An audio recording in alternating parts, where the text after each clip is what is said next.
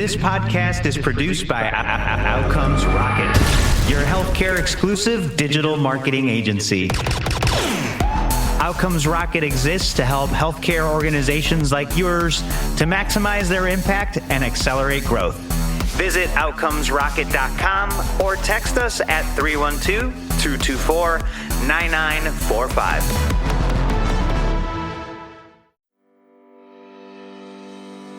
Hey everyone, welcome back to the Outcomes Rocket. Such a pleasure to have you joining us again. I've got the privilege of hosting Karthik Ganesh on the podcast. He is the CEO of OnMed, just an incredible individual that has done a lot of super interesting work with technology and healthcare, making things a lot better for our healthcare ecosystem. Karthik, welcome to the podcast. It's been a while, and so I'm glad to have you back. So glad to be here. Hey, look, so to get right into it, it's been a while since we've talked, but give the folks a little bit of background on you. 25 years in healthcare. I'd like to think I've touched healthcare from all the angles there are to touch it from. I've done payer, provider, sponsored. I've run health plans. I've run a PBM. I've done healthcare consulting, built and led value-based. I've really touched it from all possible angles. I think that's part of my brand. The fact that you take this healthcare journey over 25 years, you realize two things. One, you've got more lessons learned than best practices. But two, you also realize that we get so siloed. We have incredible leadership across the healthcare spectrum, but so much of it is so siloed. So people get into health plans, they stay with health plans, and as a result, they keep churning on health plan problems, even though those problems have been solved in other aspects of healthcare. We need more cross-pollination. And what excites me about my journey has been that it's given me a ton of ability to cross-pollinate what has worked while also taking lessons learned and doing things differently the next time around. Well, Karthik, I love that. And there's no doubt your background has prepared you to offer value in a system that's fixed and has a lot of issues. So talk to us a little bit about your newest venture here, OnMed. What's your business? What do you guys do? How's it different? And why does it matter? Yep. The problem we are solving is healthcare access. And let me set the stage with that. When we think about healthcare policy as a country, 60, 70 years, it's been about two things. It's been about cost and it's been about access. Cost, unfortunately, continues to have a very solid peanut gallery to it because, you look at the cost end of the spectrum, you could keep reducing costs, but costs keep increasing the same vein, right? Access is binary. You either have it or you don't. And here are the facts. 84 million Americans have no viable access to healthcare. 80% of US counties have no viable access to healthcare. That's the here and now. You look at the compounding factors from a healthcare standpoint at large, we have 11,000 people aging into Medicare every single day. According to the WHO, 3 out of 4 Americans is either overweight or clinically obese. Just in the last 3 years, we've seen a 32% spike in Medicaid enrollment. So as a country, we are getting older, heavier, and poorer. While that is a dramatic statement, you think about it purely from a healthcare standpoint, it continues to expand and create additional risk. It also creates additional demand for access. We already have a huge access problem, and we've got a demand that continues to skyrocket on our watch. You look at the only 2 modalities of care that exist in our country today. Pre-COVID, all of us thought of it from the standpoint of a clinic. We like the comprehensive nature of a clinic. You go into the doctor's office, you do your thing. Clinics have 2 fundamental problems. Brick and mortar clinics have 2 fundamental problems. One, extremely expensive to stand up and administer. It's over $2 million to stand up and over $750,000 to run this every year. Okay, that's one. Second, if we were serving the people who needed to be served, we needed 200,000 more physicians as of 3 years ago. As of 2021, we're producing 18,000 a year. And about 50% of everyone who's practicing medicine today is either a pre-retiree or has candidly stated they're burnt out coming out of COVID. We have a demand, we have a humongous supply problem as it pertains to just trying to grow the traditional way we've thought about access to care. We've hit a ceiling and there is no viable answer to lift that ceiling. You look at telemedicine at the other end of the spectrum. We all got excited about this as we went through COVID. For those of us who have the luxury, who are not a part of the 84 million or the 80% who wear wearables, we think, well, telemedicine is pretty cool. It's not. And here are the reasons for it. No disrespect to the telemedicine industry. It has its advantages, but here are the clear challenges. 42 million Americans have absolutely no access to broadband. That is an extremely understated number, because when you start adding in people who have very less access to viable broadband, 1, 2, 3 Mbps gets you nothing. That number starts pushing up to over 70 million. That's one. Second, telemedicine is great for a quick call. I got a sniffle. What do I do? It doesn't have vitals. It doesn't have scans. It doesn't have biometrics. It isn't a true comprehensive clinical experience. Yeah. Those are the only two modalities of care we know. From a supply standpoint, for a demand that is just exponentially growing as a country, if most things in life come back to health or wealth, we are completely comfortable doing everything wealth related on our phones. We can't do that with health. We are fundamentally compromising our productivity, our success as a country, because we have no access to care. That's where OnMed comes in. OnMed's product is a care station. Think of it as an 8.5 by 11 kiosk. You walk in, the door closes, the glass fogs up. It can essentially be deployed anywhere. It has a 65-inch screen with a clinician on it, so you feel like you're talking to a real clinician upfront live. It has devices, it has thermal scans, it's got all the things that you would expect in a primary care / urgent care setting.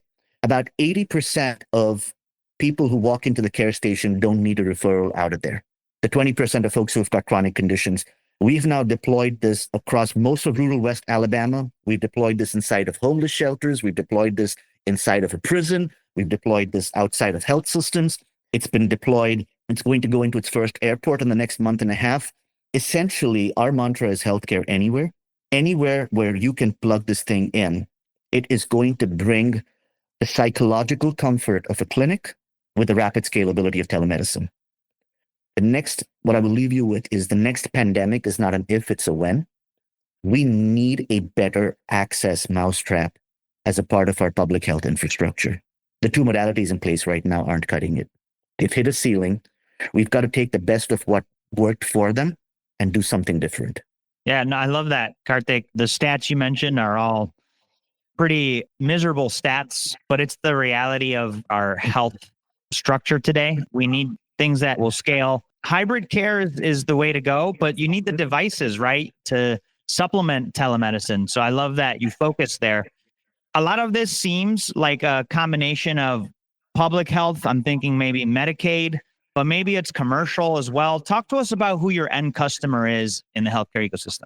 It is anyone who's looking to fix an access to care problem. And the access to care problem comes in a multitude of different frames, right? So one, health systems are a huge customer of ours from a multitude of standpoints. One, 75% of everyone who shows up in the ER shows up for non-emergent reasons. Health systems are motivated to figure out how to get the folks who are non-emergent to a more optimal site of care, so that folks who are truly have emergencies, so that those folks aren't choked up by the folks ahead of them. Let me put it simply, right? So that's one. Yeah. Second, for a lot of health systems, they want to do the right thing. They want to get their footprint out into the more rural communities, into the more underserved communities around them. They don't have the money to stand up clinics. They don't have the clinicians to staff these clinics. So we've been deploying care stations on behalf of health systems with their brand wrapped around us. In some cases, the health systems are the clinicians from the home office. In some cases, we're providing care, but it's allowing them to get their footprint out broader. So health systems, payers have the same challenge. Their challenge is a combination of star ratings, caps, things that really make it important for them to provide an incredible experience in the communities they serve. And an incredible experience is an improbable one if there is no access to care. You have to provide access to begin with, and then you have to supplement it with an incredible experience. So we are actively partnering with payers across the country. Universities, we've now deployed this at a multitude of universities because the only option they have is their health center, which is an extremely expensive one to run and administer. It takes away from their core focus, which is education. This now being placed in their student center, in their dorms, now adds a different flavor to it. We're seeing local, state, federal government activity at a very heightened pace. A combination of Tampa General and in Tampa, as well as the local charity with the mayor of Tampa. This went into a homeless shelter, the first of its kind in a homeless shelter. When a homeless person has a medical emergency or a medical need of any kind, they call 911. In 2 months of placing it in a homeless shelter in Tampa, the largest homeless shelter in Tampa, we saw a 50% reduction in 911 calls. In partnering with the payer, we've deployed this inside of prison. Each time an inmate needs to leave the prison, says they're sick, and they want to leave the prison, one, it is just fundamentally a risk because they could decide that's the time to bolt. But two deputies have to accompany them every single time they leave because one person has to back up the other. Costly.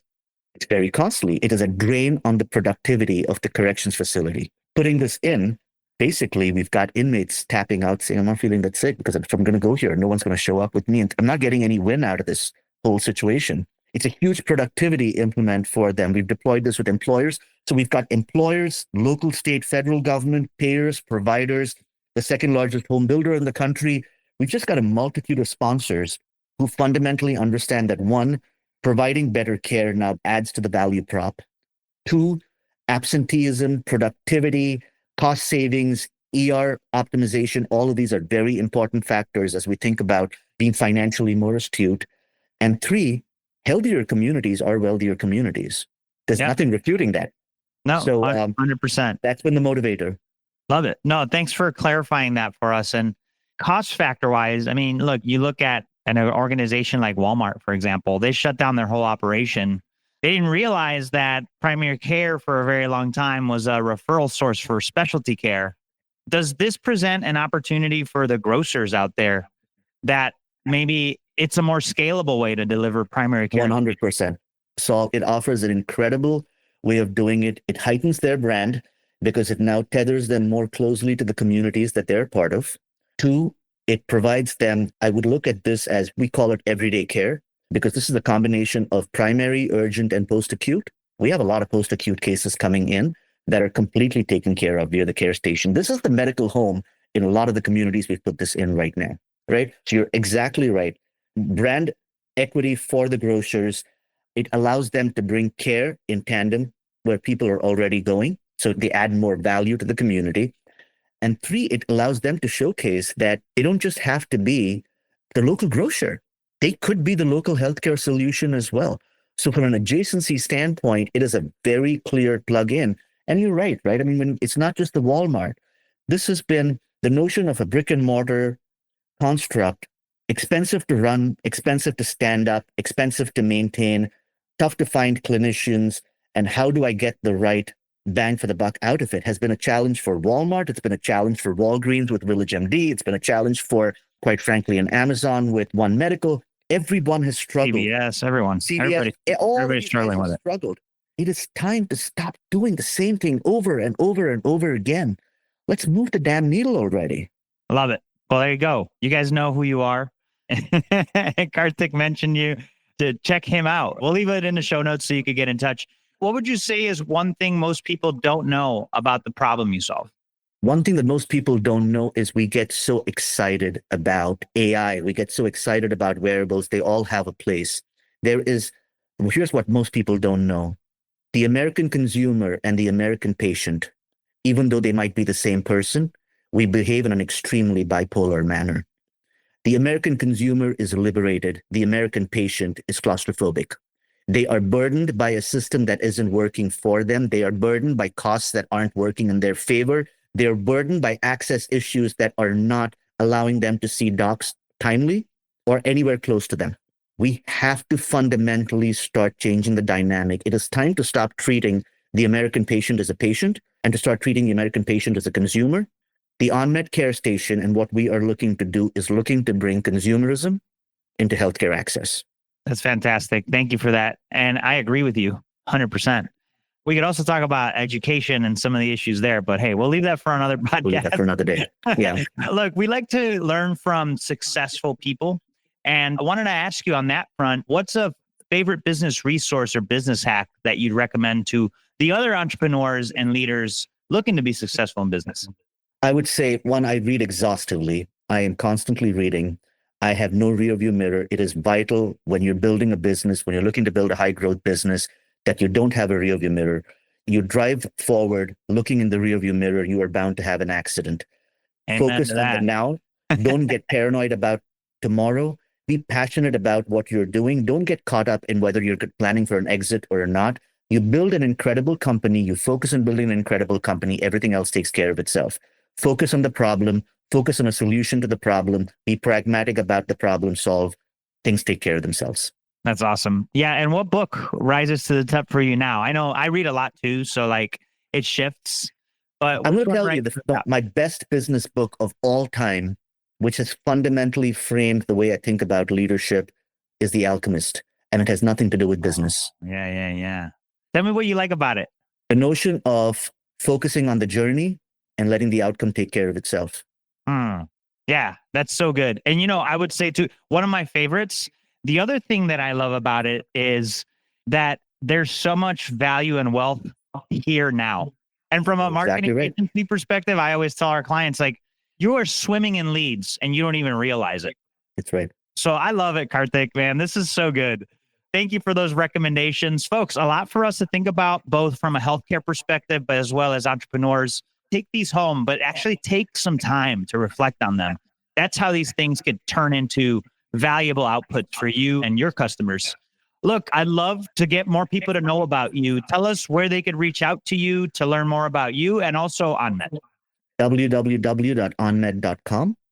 It is an incredibly intuitive website. It gives you a really great feel for what we're looking to solve, what our purpose is as a company, and what our product is and what it does in the market. We've got incredible testimonials from our clients, both urban America and rural America, because underserved is underserved. And the best way to reach me is through onmed.com. Love it, Karthik. Always great to connect with you. And for the folks tuning in, make sure you check out the show notes, as I previously said, where you could find all the ways to get in touch with Karthik and his OnMed team and all the short notes, so you could do a quick breeze of what we just covered. Healthcare has to change. We need solutions like OnMeds. And that's why, Karthik, we're so glad you were with us today. Thank you. All right, Saul, you have a good day, man. You too.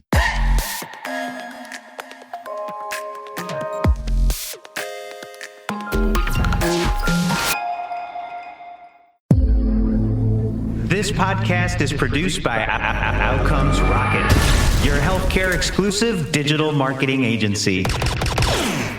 Outcomes Rocket exists to help healthcare organizations like yours to maximize their impact and accelerate growth. Visit outcomesrocket.com or text us at 312-224-9945.